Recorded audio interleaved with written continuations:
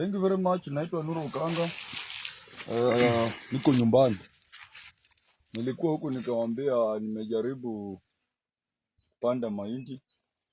Naona venye hii udongo ni smart. Venye hii udongo ni smart. Hii mahindi. Kuja tu tunaenda tu. Sababu lazima kule Nairobi tukikaa pia huku nyumbani tu tunafanya kitu. Sio tunarudi napiga kelele, watu unajua, watu wananionanga mimi kuwa mtu mjinga sana Nairobi. Ati I'm not a stupid man, I'm wise man. Sasa hii ni mahindi. Ukiangalia kutoka mahali nimesimama iko imeenda paka huko chini. Na nimetoka huko juu.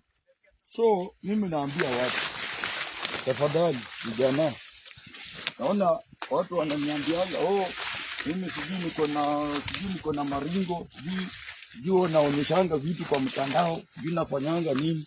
Naonyesha zangu, bora sijaenda kwa shamba ya mtu. Hii ni shamba yangu. Hakuna mahali nimeenda kwa shamba ya mtu kusema hapana. So mimi ile kitu naambianga vijana, ni lazima mkuwe na plani.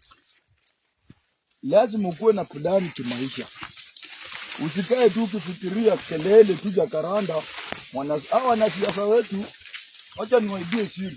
Hawa wanasiasa wetu ni wachache sana wale wanaweza kupatia pesa kila siku.